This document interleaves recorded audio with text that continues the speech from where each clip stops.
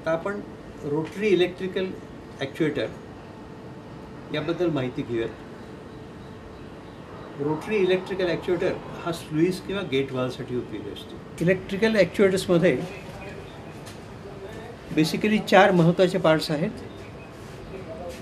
Electric motor आहे, reduction gear box आहे आणि कंट्रोल इक्विपमेंट आहे. इलेक्ट्रिक सप्लाय दिल्यानंतर मोटर चालू झाल्यानंतर गिअर बॉक्सच्या थ्रू स्पीड रिड्यूस होतो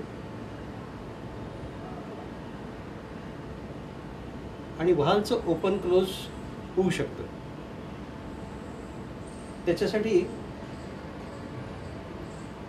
आणखीन एक प्रोव्हिजन अशी असते की जेव्हा पॉवर सप्लाय नसतो त्यावेळेस एक क्लच लिव्हर आणि हँडव्हील याची सोय करून दिलेली असते, जेणेकरून तुमचं ऑपरेशन पूर्ण होऊ शकतं.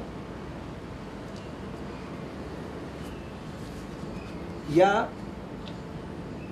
ॲक्च्युएटरमध्ये जी कंट्रोल इक्विपमेंट आहे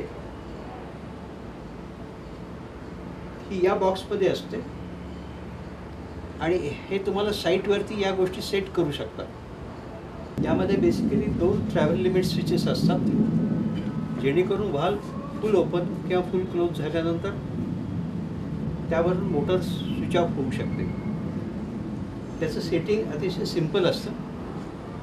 या स्विचला ऑपरेट करणारा एक कॅम असतो इथे. तो कॅम साईटवरती तुम्ही सेट करू शकता.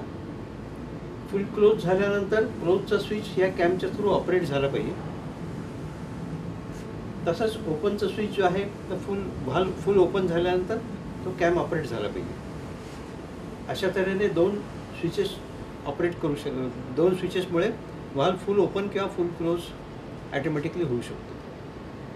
त्याचं इंडिकेशन जे आहे ते कंट्रोल पॅनलवरती तुम्हाला मिळू शकतं, जेणेकरून तुम्हाला कंट्रोल पॅनल जे कंट्रोल रूममध्ये आहे तिथे बसून समजतं की व्हाल्व ओपन आहे का व्हाल्व क्लोज आहे. याशिवाय एक कंट्रोल पॅनल दिलेलं असतं.